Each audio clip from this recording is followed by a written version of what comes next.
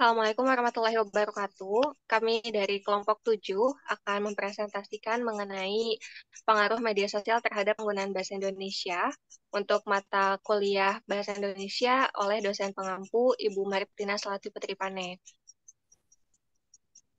Di sini kami selaku mahasiswa program studi manajemen, saya Rismati Dewi.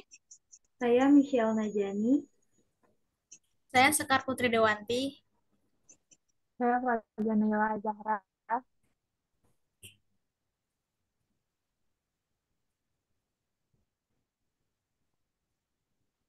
Pembahasan yang kami lakukan di sini ada beberapa daftar isi yang akan kami jelaskan. Yang pertama itu ada latar belakang dari penelitian kami, kemudian yang kedua rumusan masalahnya, ketiga tujuan karya ilmiah, keempat manfaat penelitian, kelima metode penelitian yang kami gunakan, keenam pembahasannya, lalu yang terakhir ada penutup ataupun kesimpulan dari karya ilmiah kami.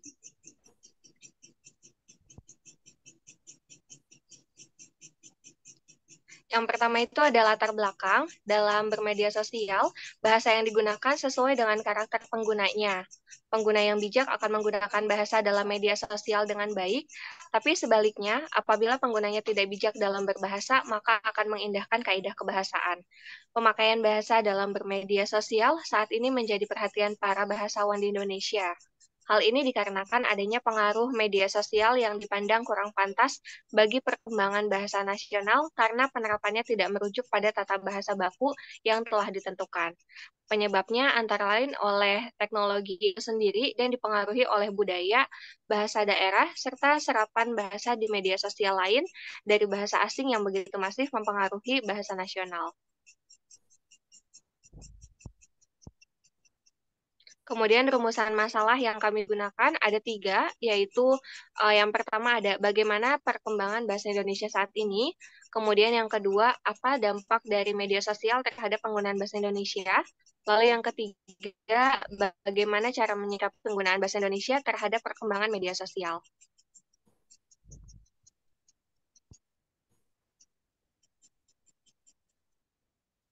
Tujuan karya ilmiah dari karya ilmiah kami adalah pembuatan karya ilmiah ini bertujuan untuk mengetahui bagaimana perkembangan bahasa Indonesia dan dampak dari media sosial terhadap penggunaan bahasa Indonesia. Selain itu, pembuatan karya tulis ilmiah ini juga bertujuan untuk memenuhi tugas mata kuliah bahasa Indonesia yang dimana Ibu Martina Salati Putri Pane sebagai dosen pengempu dari mata kuliah bahasa Indonesia.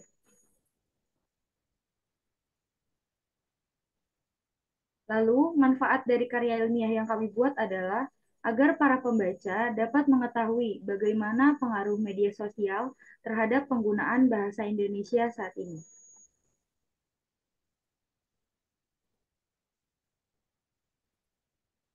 Di sini kami menggunakan dua metode penelitian, yaitu metode deskriptif kualitatif, di mana data yang terkumpul kemudian dilakukan analisis kualitatif dan kuantitatif. Sebuah prosedur yang dikenal sebagai analisis kualitatif mengungkapkan bagaimana peristiwa sosial di lingkungan secara logis, metodis, dan empiris untuk merekonstruksi dan mengungkapkan kebenaran untuk kepentingan penelitian dan kehidupan masyarakat. Yang kedua adalah metode studi literatur, yaitu metode penelitian kepustakaan dengan membaca dan menganalisis berbagai jenis literatur yang relevan dan berhubungan langsung dengan masalah penelitian yang menjadi landasan teori. Dan sumber data yang kami gunakan di sini adalah sumber data utamanya merupakan detail kata-kata atau dan tindakan para pengguna sosial media, terutama sosial media Twitter.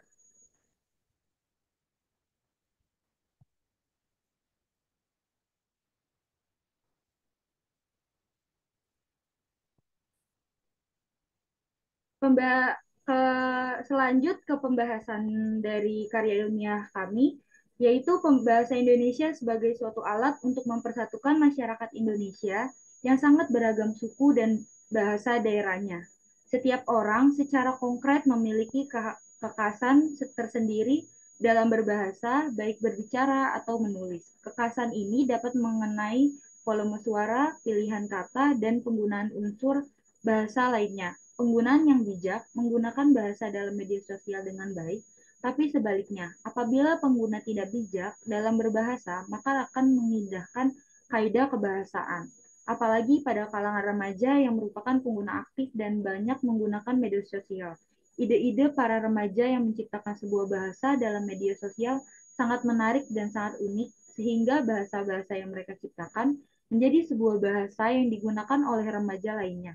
Namun, meski dengan menggunakan bahasa yang tidak baku, mereka dapat mengungkapkan gagasan, pikiran, dan keinginan dalam penyampaikan pendapat dan informasi di media sosial.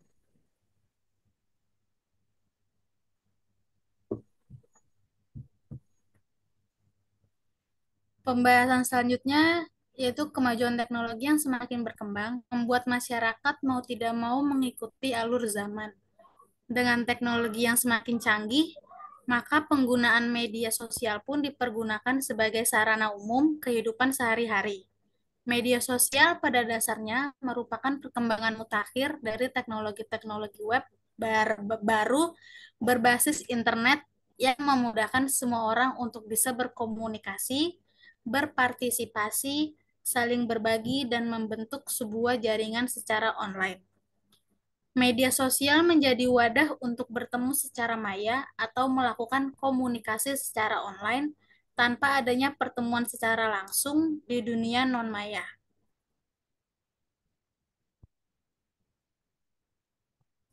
Selanjutnya, dampak media sosial terhadap penggunaan bahasa Indonesia. Pemakaian bahasa di media sosial lambat laun mengubah cara berbahasa dan berkomunikasi dengan orang lain. Saat ini beragam media sosial yang kini menjamur memiliki keterbatasan karakter untuk pesan teks yang disampaikan atau memiliki karakteristik tersendiri yang akhirnya berdampak pada bahasa yang digunakan. Keterbatasan karakter membuat penulisan pada teks harus disingkat agar sesuai dengan jumlah karakter pesan teks untuk tiap-tiap media sosial. Hal inilah yang menjadi salah satu faktor penyebab ketidaksesuaian terhadap kaidah tata bahasa yang telah ditentukan. Berikut ada contoh dari media sosial Twitter.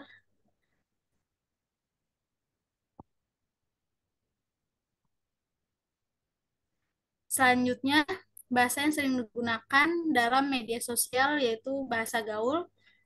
Bahasa gaul menggunakan kosakata yang khas. Contohnya, kata kamu bisa diganti menjadi lo, lu, kamu dengan kata yang disingkat. Selanjutnya ada penghilangan huruf awal dan huruf vokal. Kata memang bisa berubah menjadi emang. Selanjutnya ada bahasa alay. Contohnya aku bisa berubah menjadi ako, atau aku, atau aku. Kamu bisa dirubah atau disingkat menjadi KM. Selanjutnya peristiwa peralihan kode atau kode switching, peristiwa pencampuran kode atau kode mixing, peristiwa saling memberi interferensi atau language interfering. Contohnya, apa kabar guys? Dan jujur li, nggak paham sama pembahasannya.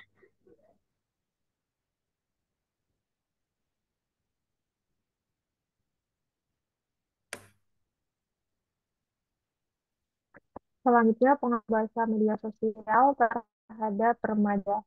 Efek negatif yang disebabkan oleh banyak bahasa di media sosial. Yang pertama adalah remaja tidak mengetahui bahasa baku sehingga tidak lagi menggunakan bahasa tersebut. Dua, Indonesia itu baik dan adil. Yang ketiga, remaja tidak lagi menggunakan in-age feeling atau yang biasa disebut dengan EYD. Yang keempat adalah para remaja meremehkan bahasa Indonesia dan tidak mau mempelajarinya, bahasa Indonesia yang baik dan benar. Yang kelima, remaja untuk sementara belum terbiasa dengan bahasa Indonesia baku. Penggunaan bahasa Indonesia harus dipahami karena diciptakan untuk tujuan berbeda jenis pekerjaan, korespondensi, wawancara formal, dan lain-lain. Yang keenam adalah menurunnya kebanggaan terhadap bahasa nasional Indonesia.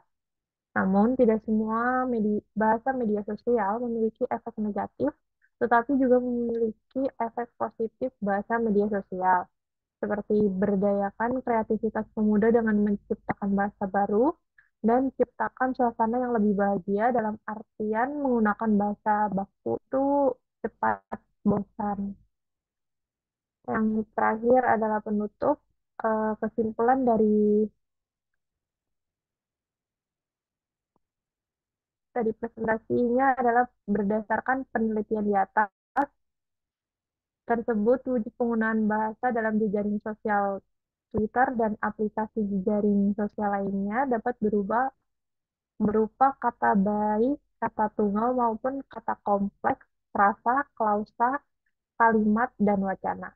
Berdasarkan hasil analisis penggunaan bahasa Indonesia dalam media sosial, pengguna aplikasi Twitter lebih banyak menggunakan bahasa tidak baku. Hal ini karena penggunaan zaman sekarang mengikuti perkembangan yakni bahasa gaul ketika menuliskan status di media sosial mereka. Hal ini mempengaruhi dalam pemakaian bahasa sehari-hari. Banyak pengguna yang berusaha ingin menjadi anak gaul yang tidak ketinggalan zaman. Hal ini menuntut mereka mengikuti perkembangan zaman, salah satunya menggunakan bahasa alay, akronim dari anak lebay, yakni bahasa tulis berupa campuran bahasa gaul lisan, bahasa asing khususnya bahasa Inggris, singkatan, kode, angka, dan simbol. Alasan menggunakan bahasa ini karena tidak ingin disebut anak kampungan. Dampak negatif dengan menggunakan bahasa yang terbilang gaul ialah lama-kelamaan seluruh pengguna jejaring sosial melupakan bahasa yang semestinya kita pahami. Yang terakhir yaitu saran. Namun, apakah perlu bahasa baku selalu digunakan dalam bermedia sosial?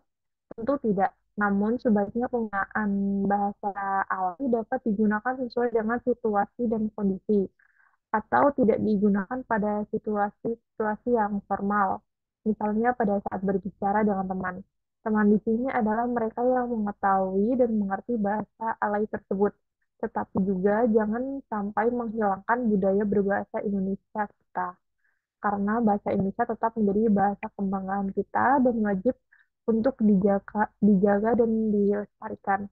Menggunakan Twitter, pengguna harus dapat menggunakan atau berbahasa yang lebih baik. Dengan Twitter, diharapkan pengguna dapat menggunakannya untuk menyalurkan kreativitas dan bakat, misalnya menulis puisi, membuat cerita humor lucu, dan membuat artikel maupun bertukar informasi mengenai pelajaran.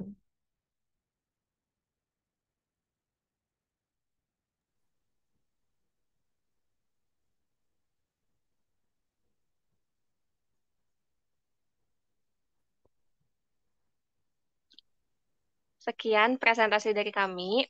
Kesimpulannya tentu aja untuk presentasi kami bukan hanya menyangkut dari media sosial Twitter, tetapi juga untuk semua media sosial, di mana penggunaan bahasa Indonesia saat ini memang uh, tidak seperti menggunakan bahasa baku, namun menggunakan bahasa yang lebih modern. Demikian presentasi dari kami, kelompok 7. Mohon maaf bila ada kesalahan. Wassalamualaikum warahmatullahi wabarakatuh.